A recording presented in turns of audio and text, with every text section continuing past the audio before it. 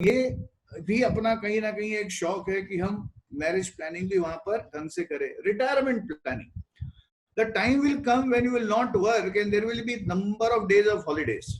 जैसे आज 3 महीने लगते हैं और वो 3 महीने के अंदर हम कहीं ना कहीं अपनी बैंक बैलेंस तोड़ते हैं, तो उसी तरीके से 365 दिन अगर अपने पास में छुट्टियों के दिन हो और कितने समय तक के लिए हम जिंदा रहने वाले ये हमें पता नहीं है, तो हमारी वर्किंग एफिशिएंसी है वो दिन पर दिन कम होने वाली है कि बढ़ने वाली है?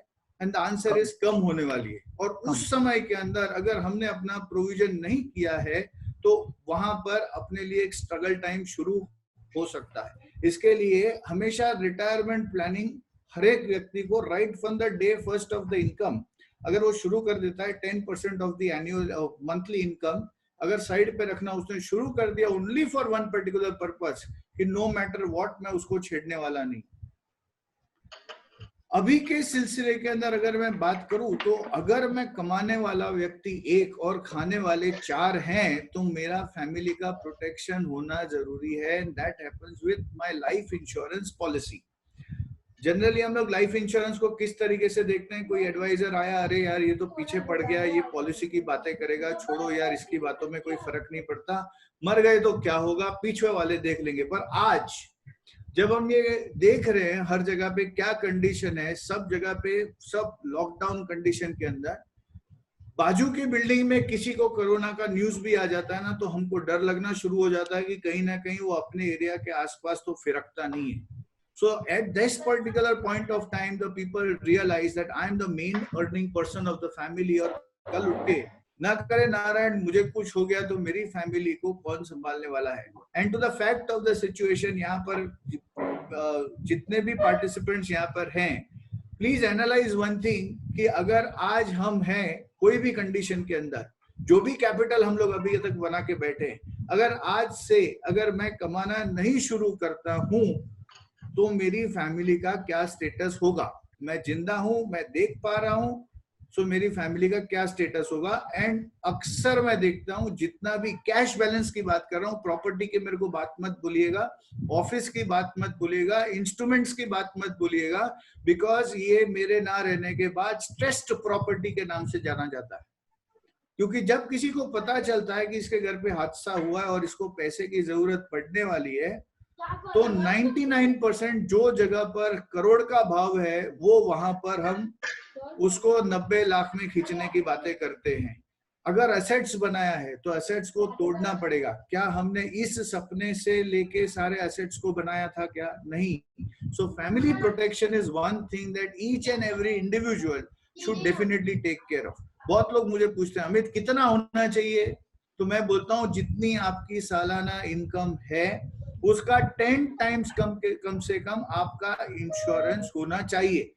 अमित प्रीमियम भी भरना पड़ेगा? बहुत नहीं दोस्तों, इतना नहीं है। There is a separate concept जो हम लोग डिस्कस कर सकते हैं in the coming point of time. So these are one thing. And uncertain events, there are certain uncertain events जिसको हम लोग नाम ना ले तो ज्यादा अच्छा है।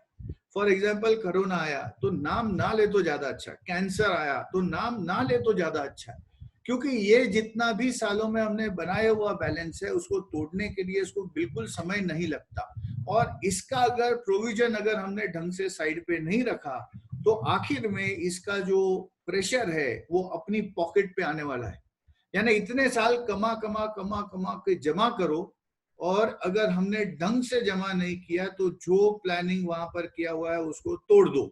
उसके बजाय अगर हम प्लानिंग ढंग से करें तो दैट इज वाई दो चीज दूसरी अपनी इन्वेस्टमेंट को खा जाती है, दैट इज इन्फ्लेशन, जो आज के डेट में हमारे कोई कंट्रोल में रहने वाला नहीं है।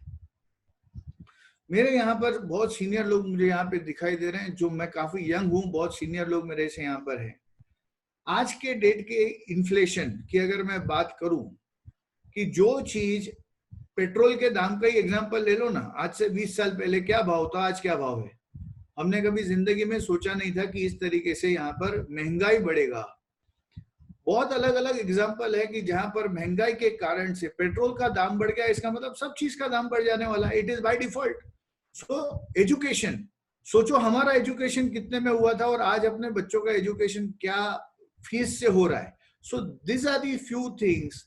Inflation is never going to get stopped. It is going to continue the way it is. And second thing is lowering interest rates.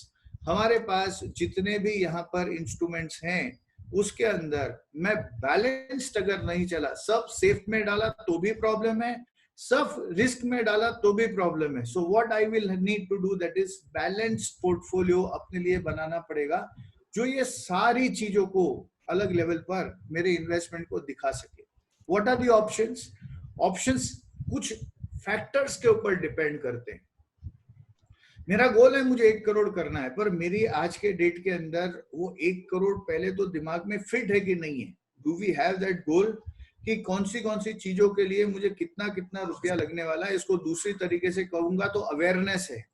अगर मेरे पास ये अवेयरनेस है कि यहाँ पर समझो आग को हाथ लगाने से मैं हाथ जल जाऊंगा, तो वहां पर मैं आग को हाथ लगाने वाला नहीं हूं. तो ये मुझे अवेयरनेस है. उसी तरीके से जब मुझे पता है कि आज मेरे बेटे की शादी के लिए मुझे इतना पैसा लगने वाला है और मेरे पास आज मैं जिधर खड़ा हूं, समझो आपकी एज है 40 है, 42 है, 45 है, 5 साल में 10 साल में लगने वाला है, तो वो उसके बारे में सोचना ये आपकी पहली अवेयरनेस है. So it all depends upon the goal. मैं उस तरीके से ऑप्शंस डिसाइड कर सकता हूँ. Depends upon the age. Amit मेरे सपने तो बहुत बड़े बड़े हैं, पर मेरे एज के हिसाब से वो पूरे भी तो होने चाहिए ना. मुझे आज का घर का खर्चा चलाना है, बाकी मेरे ऑफिस का खर्चा चलाना है, बाकी सारी चीज का खर्चा चलाने के बाद जो बचता है उसको मुझे बचाना है और उसको मुझे ढंग से बचाना है. तो इसके लिए मुझे अपने आप पे पहले होमवर्क करना पड़ेगा. सी एक तरीका होता है जब आप डॉक्टर के पास में कब जाना पसंद करते हो, जब पहले अपने को पता चले मुझे आज ठीक नहीं लग रहा. आपको फाइनेंशियल प्लानर या फाइनेंशियल डॉक्टर की भी कब जरूरत पड़ती है? जब आज आपको पता चलता है कि मुझे जो प्लानिंग पे जाना था वो प्लानिंग पे मैं नहीं पहुंच रहा हूं. उस समय में आपको तुरंत फाइनेंशियल प्लानर के साथ में डिस्कस करना पड़ेगा. अच्छा, मैं आज के डेट में फोटोग्राफी की अगर मैं बात करने जाऊं ना आप लोगों से, तो आप मुझे बोलोगे अमित भाई आपको इस लाइन का या इस इंडस्ट्री का या कैमरा हाथ में दे दूं तो इसका कोई भी आपको एक्सपीरियंस नहीं है. आप निकॉन से फोटो निकालो और मैं निकॉन से फोटो निकालूं, उसमें जमीन आसमान का अंतर आएगा, क्योंकि आपको पता है कि अपर्चर के साथ में कैसे खेलना है, व्हाइट बैलेंस को कैसे एडजस्ट करना है, शटर स्पीड क्या होनी चाहिए. ये आप जितना जानते हैं उतना मैं नहीं जान सकता हूं. उसी तरीके से हर व्यक्ति जो इंडस्ट्री का जो माहिर होता है ना, उसके साथ में आप जाके डिस्कस करो अपना इश्यूज, तो वो आपको बता सकता है. तो इतने समय में, कम समय में भी ज्यादा रिजल्ट लाना है तो उसके लिए मुझे क्या करना पड़ेगा? Depend upon the tenure. And lastly depending upon the risk taking ability. मेरे पास में आज रिस्क लेने की कितनी कैपेसिटी है. अभी मार्केट जब भी क्रैश होगी ना तो मुझे फोन आते हैं, अमित भाई मार्केट इतनी खराब हो गई, बेच दूं क्या? क्या करोगे बेच के? मार्केट ऑलरेडी नीचे है. जब भी मैं बोलता हूँ लाइफस्टाइल में 40% का डिस्काउंट आया है तो वहां पर भीड़ लगाने बैठते हैं, पर स्टॉक मार्केट में 40% का डिस्काउंट आया तो डर लगता है. सो डिफरेंस किधर है? अगर आप कौन से नजरिए से वही इंस्ट्रूमेंट को देखते हो, उसी में आपका सक्सेस पता चलता है. डिसीजन कब लेना चाहिए? फाइनेंशियल प्लानिंग का इंपॉर्टेंस मुझे अगर समझ में आता है कि मुझे टेन्योर, मैं जानबूझ के यहाँ पर कोई केस स्टडी यहाँ पे नहीं ले रहा हूँ, क्योंकि यहाँ पर बैठा हुआ हर एक व्यक्ति अलग अलग एज ग्रुप से अलग होगा, अलग अलग फाइनेंशियल लेवल से अलग होगा. उसके लिए सेम केस स्टडी कभी फाइनेंशियल लेवल्स में आ ही नहीं सकती. It's like a work of a doctor. कभी आप कोई बुखार के लिए डॉक्टर के पास में गए तो 4 डॉक्टर 4 एक ही दवाइयां नहीं देते हैं. डिपेंडिंग अपॉन आपका हिस्ट्री उसको चेक करके देखना पड़ता है. उसी तरीके से we help you in doing the same. But decision कब लेना पड़ेगा? जब से जागे तब से सवेरा. The longer we wait the laborious steeper and harder to climb. 25 साल का व्यक्ति अगर बचाना शुरू करता है, उसके लिए 60वें साल पे पैसा इकट्ठा करना आसान है comparatively to those who cater at the age of 55, क्योंकि उसके लिए उतना ही फाइनेंशियल प्लानिंग करना डिफिकल्ट हो जाता है. किसी व्यक्ति ने 25वें साल पे 1000 रुपया 20 साल के लिए हर महीने तक लगाया, और दूसरा व्यक्ति, और 60वें साल पे उसकी वैल्यू की बात कर रहे हैं, और दूसरा व्यक्ति 45वें साल से 2000 रुपया हर महीना आगे के लिए रख रहा है 65वें साल तक, यानी 20 साल टाइम फ्रेम, तो ज्यादा पैसा उसके पास होगा जो 1000 रुपया इतने सालों के लिए लगाया है, because of one simple factor that is known as power of compounding. आज चक्रवर्ती ब्याज गुजराती में जिसको कहते हैं वो, अगर ये सारी चीजें का अगर अपने को ध्यान रखना है तो आज जहां पर भी हो, जो भी कंडीशन में हो, अपनी प्लानिंग करना इसीलिए जरूरी पड़ जाता है। किस तरीके से किया जाए, बड़े simple step and simple terms हैं। First, set your goal. आपका गोल प्लान करो पहले कि अपने फैमिली वाइज मुझे किस चीज की प्रायोरिटी प्लानिंग करनी है। हस्बैंड वाइफ और 2 बच्चे एक घर में है ना, तो मैं जनरली पूछता हूँ कि पहली प्रायोरिटी क्या आएगी, तो आता है एजुकेशन, क्योंकि दोनों बच्चों का एजुकेशन, हर माँ बाप ये सोचता है मेरे बच्चे की एजुकेशन के टाइम पे कभी भी कोई भी तरीके की तकलीफ नहीं आनी चाहिए। And when we are parents, हम अपने आपके सपनों को थोड़ा कॉम्प्रोमाइज कर लेते हैं, पर बच्चों के सपनों को कॉम्प्रोमाइज करना ये कोई भी पेरेंट को कभी भी पसंद आने वाला नहीं है। इसका लाइव एग्जांपल देखना है तो आप अपना फोन देख लो और बच्चों का फोन देख लो, आपको पता लग जाएगा कि अपने फोन की वैल्यू कितनी है और बच्चे के फोन की वैल्यू कितनी है। So this are some live examples. अपने बच्चे जब भी अपने सपने के बारे में लेकर आते हैं, अच्छे परसेंटेज लेके आए 10th स्टैंडर्ड में, और आपको कहते हैं पापा डॉक्टरी करनी है और एडमिशन के लिए मुझे 10 लाख रुपया चाहिए, और उस टाइम पे अगर अपनी जेब में पैसा ना निकले ना, तो बाप की मृत्यु 2 दफे होती है, एक दफे नहीं। एक दफे तब जब वो अपने बच्चों के सपने पूरे नहीं कर सकता, और दूसरी दफे जब वो एक्चुअली मरता है तब। यहाँ पर अगर बच्चे के प्लानिंग के, बच्चे को एजुकेशन के टाइम पे अगर हम पैसे नहीं दे पाए, तो कहीं ना कहीं जीते जीते मृत्यु का समय अपने को महसूस होगा। इसके लिए प्लानिंग करना इसके लिए आवश्यक है। Give them the priority. इसलिए प्रायोरिटी सेट करो। सर मुझे रिटायरमेंट भी अच्छा लगता है, एजुकेशन भी प्लानिंग करना है, मैरिज भी करना है, पर भाई डिस्पोजेबल इन्वेस्टमेंट अमाउंट तो इतना ही है ना। अगर लाख रुपया कमा रहे हो और 80,000 खर्चा कर रहे हो, तो 20,000 रुपये जो बचा हुआ है वो 20,000 में ही तो काम करना है। सपने तो सबके अच्छे होते हैं, पर उसको प्रायोरिटी उस तरीके से सेट करना पड़ेगा। Take action. मेरे पास अक्सर बहुत लोग ऐसे आते हैं ना, अमित भाई करना है, पक्का करना है, कब करना है? नहीं नहीं, थोड़ा है ना, एक पार्टी का पेमेंट आने का बाकी है, वो आ जाता है ना तो फिर पक्का कर लेते हैं। अच्छा वेरी गुड, वो 2 महीना निकल गया, अब क्या हुआ? अरे वो क्या हुआ, बीच में ना मेरे बच्चे को एजुकेशन में पैसा डालना पड़ा, तो उसके लिए अभी दूसरी एक पार्टी का पेमेंट आएगा ना तब करता हूँ। ऐसे करते करते साल के साल निकल जाते हैं। याद रखिएगा, कोई भी इन्वेस्टमेंट प्लानर के लिए मत प्लानिंग कीजिए, क्योंकि इन्वेस्टमेंट प्लानर के पास में 100 क्लाइंट हैं, पर आपके परिवार के लिए आप अकेले हो।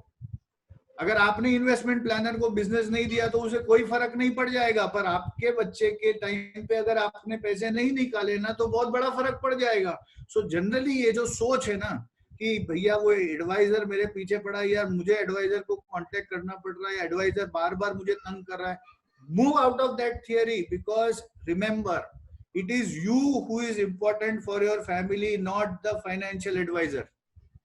सो फाइनेंशियल एडवाइजर का तो काम है आपके पास आके ये काम डिस्कस करना, पर उस समय में जब भी नहीं लिया। मेरे पास एक क्लाइंट का मुझे फोन आया, जनरली मैं इंश्योरेंस में हूँ, मुझे कोई जनरली फोन नहीं करता, मुझे उस समय पे फोन आता है जब भी क्लेम आता है। पॉलिसी नया लेने के लिए कभी फोन नहीं आता सामने से कि भाई आजा भाई तेरा काम है, और कभी अगर अक्सर फोन भी आ गया ना तो मैं पहले उसको पूछता हूँ क्या लफड़ा हुआ ये बता, बाद में पता चलता है या फिर फैमिली के आसपास नजदीकी में किसका डेथ हो गया हो, या तो फिर इसकी हेल्थ के अंदर अचानक से कोई असर आया हो, या तो स्टेयरकेस उतरते हो गिर गया हो, अभी उसको तभी एहसास हुआ है कि अभी अगर मैंने प्लानिंग किया नहीं और इस टाइम में उकल जाता था, निकल जाता था, तो प्रॉब्लम होता था। So always remember, don't take action because of any advisor, take action because of yourself and your family.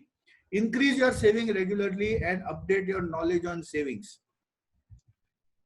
अगर 20 साल में मैंने कमाना शुरू किया या 25वें साल पे कमाना शुरू किया और तब मैं 10% साइड पे रख सकता था, मानो तभी 20,000 रुपया मैं कर रहा हूं, तो भी 10% मैं साइड पे रखा, यानी 2,000 रुपया हुआ। अब 40 साल का हुआ और मेरी इनकम 2 लाख रुपया हो गई, तो उस हिसाब से जिस लेवल के ऊपर मेरी इनकम बढ़ रही है उस लेवल से क्या मैंने मेरी सेविंग्स को बढ़ाना का प्रेफरेंस रखा है क्या? Ask yourself. और पहले 10% कर सकते थे क्योंकि तब मजबूरी थी, और अभी शायद 40% कर सकते हो, ये आपकी चॉइस होनी चाहिए, ना कि मजबूरी।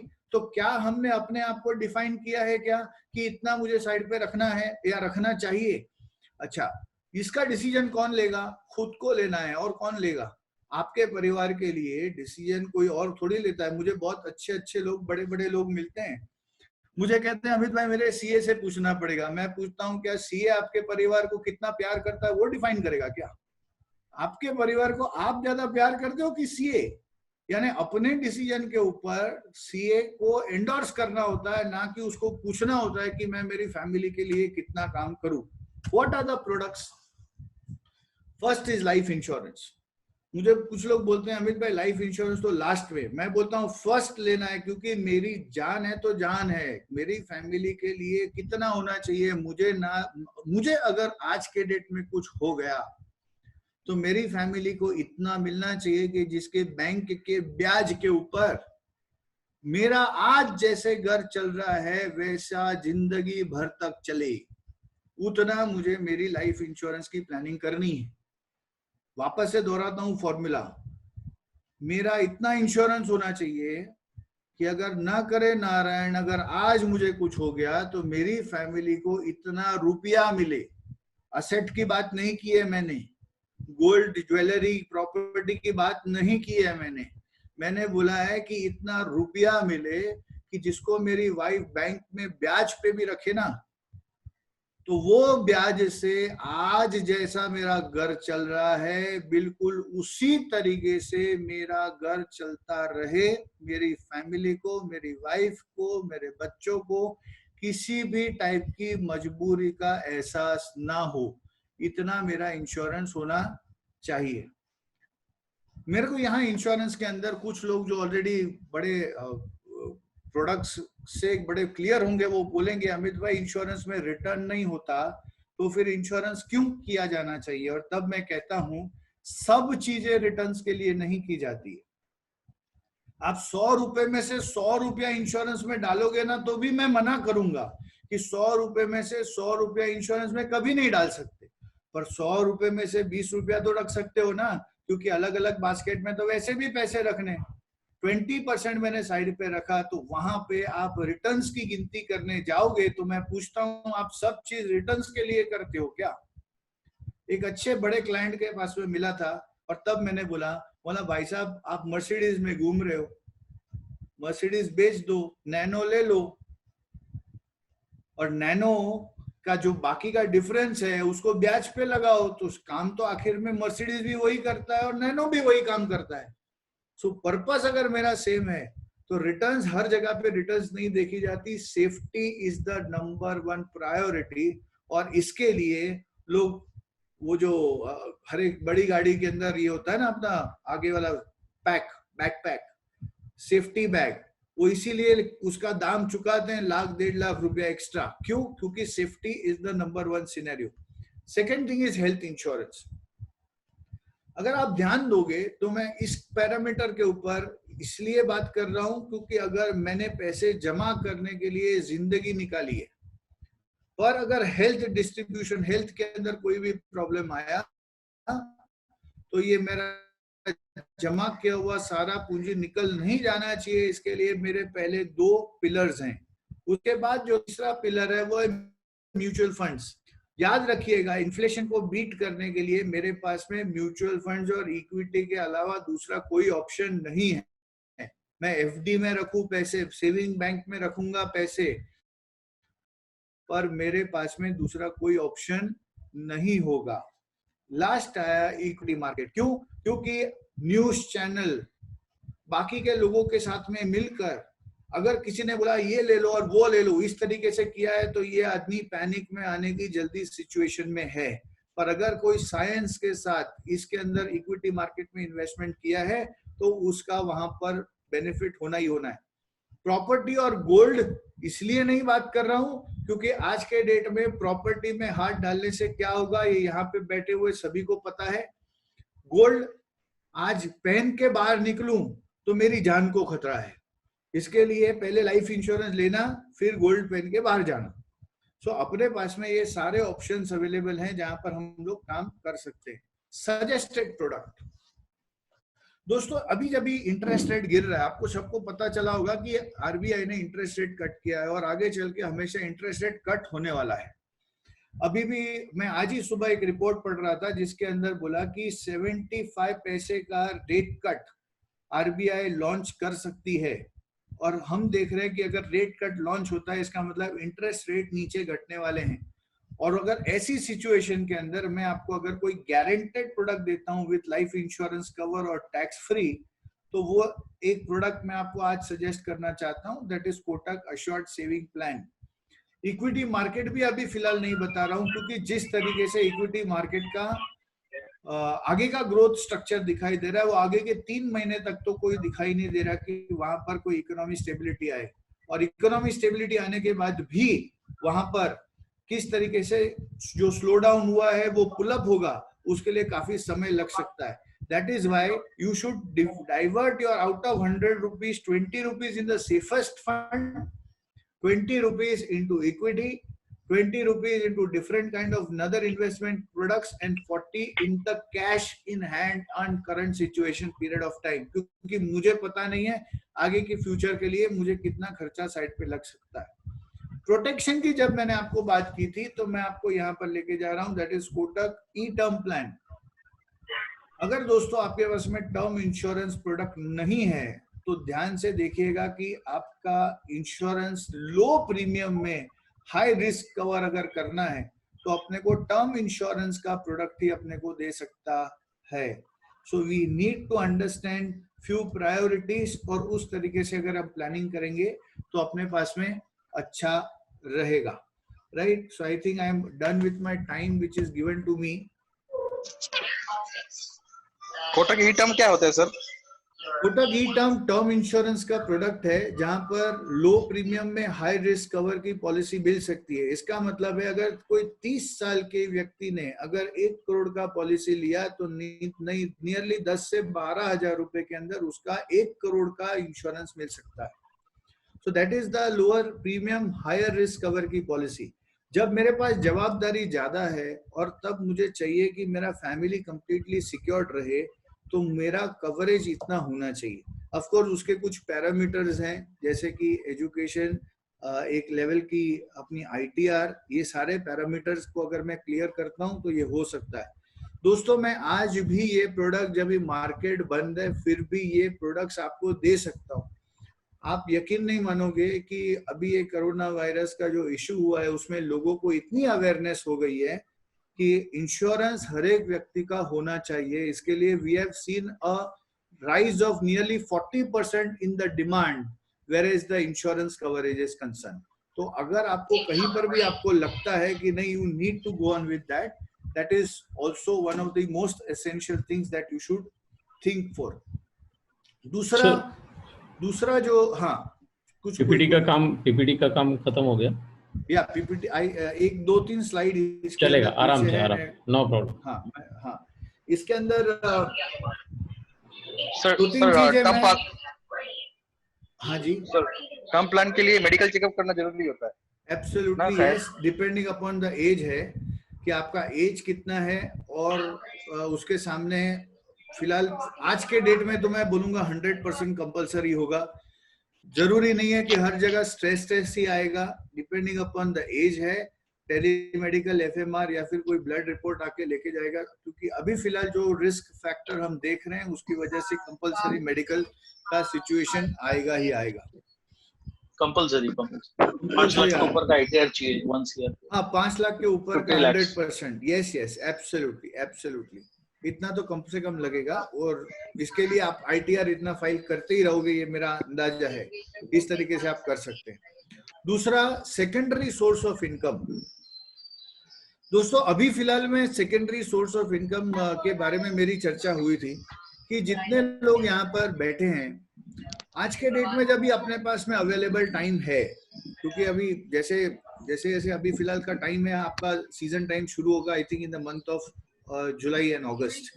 तो तब तक अपने पास जो टाइम रहेगा उसमें हम अच्छा खासा साथ में मिलकर काम कर सकते हैं, वो प्रपोजल भी है। पर फिलहाल मैं इसके ऊपर इसलिए नहीं चर्चा कर रहा हूँ क्योंकि IRDA अभी वो मुझे एग्जामिनेशन की डेट्स नहीं दे रहा। मेरे पास में वो ऑप्शन है कि जहां पर आप अवेलेबल अपने कॉन्टैक्ट्स को बढ़िया तरीके से यूटिलाइज करके, हमारी एक्सपर्टाइज को साथ में यूटिलाइज करके, इसका मतलब आपका स्ट्रेंथ और मेरा स्ट्रेंथ मिलकर हम ऐसा कुछ इन्वेस्टमेंट का सोर्स यहाँ पे जनरेट कर रहे हैं कि आपको नियरली उसके अंदर नहीं तो भी 25 to 30% का रिटर्न बेनिफिट्स आपको एक्स्ट्रा मिले। So that is what we were planning to propose you, but unfortunately because of this जो अभी बीमारी फैली है इसकी वजह से everything is on a standstill situation। अप्रैल आ गया है फिर भी हम लोग काम नहीं कर पा रहे वो लेवल के ऊपर। Once I get any solutions, I will pass it across to your association team कि जिसके अंदर से आप ये बढ़िया तरीके से इसका फैक्टर ले सकते हो। कोटक अश्योर्ड सेविंग प्लान, अभी चैट बॉक्स में किसी ने मुझे बोला था कि कोटक अश्योर्ड सेविंग प्लान के बारे में कुछ बताइए। बड़ा सिंपल सा चीज है, 1 लाख, मैं एग्जांपल 1 लाख से लेता हूँ, आप अपने बजट के हिसाब से देख सकते हैं।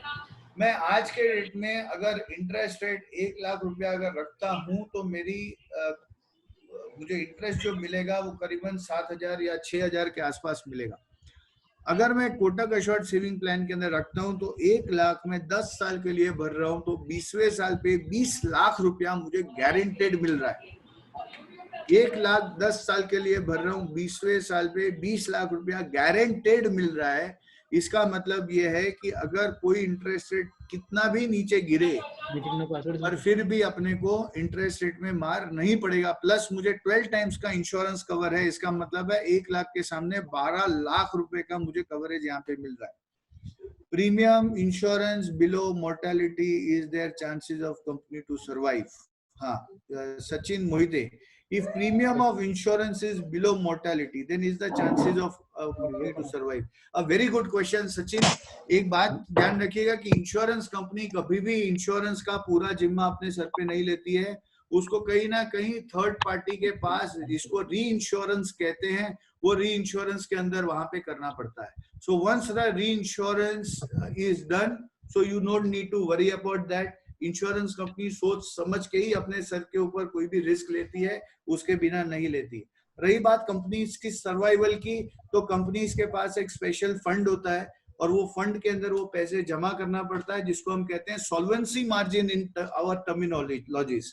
जिसका मतलब है कि अगर मैंने 1 रुपया भी इंश्योरेंस का प्रीमियम लिया है तो इसका सर्टेन परसेंटेज मुझे गवर्नमेंट में जमा करना पड़ता है, जो मेरी सॉल्वेंसी मार्जिन बताता है कि ये कंपनी एक सस्टेन्ड लेवल के ऊपर काम कर सकती है। मुझे भरत भाई, मुझे पूछना है इनसे एक सवाल। हाँ जी, बोलिए ना सर, प्लीज। किरण भाई बोलिए।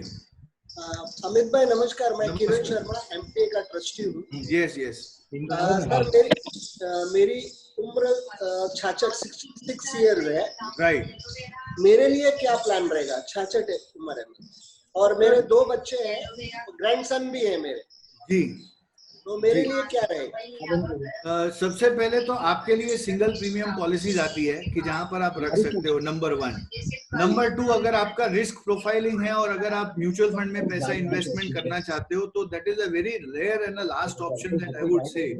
कभी कभी ऐसे ऑप्शन होते हैं कि अमित मेरे पास में अच्छा खासा पैसा पड़ा हुआ और मुझे टेंशन नहीं है, भले वो लॉन्ग टर्म के लिए रहे, तो then you should park it right now so that long term के लिए आप भूल जाओगे तो वहां पर एक अच्छा खासा कॉर्पस तैयार हो जाएगा। एज अ सीनियर पर्सन आपकी प्रायोरिटी होती है ग्रैंड चिल्ड्रन के लिए मैं क्या गिफ्ट दूं, और उसके अंदर हमारे पास एक ऐसा प्रोविजन है कि जहां पर आप 1 लाख रुपया अगर इन्वेस्टमेंट करते हैं सिर्फ 10 साल के लिए, अगले साल से मैं आपको 30,000 रुपया right from the life today's child age till the age of 75 of the child, मैं हर साल 30,000 रुपया देते ही रहूंगा।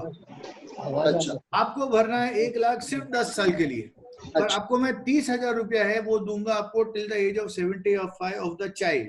ऑफ कोर्स ये बोनस से ड्रिवन है। इसका मतलब है कि आज कंपनी 34,000 दे रही है, फिर भी मैं 30,000 बता रहा हूँ कि अगर कहीं उठ के गिरे भी तो आपको मेंटली प्रिपेयर रहो कि आप ये इंटरेस्ट बोनस के हिसाब से चलता है तो फिर यहाँ पे फर्क पड़ेगा।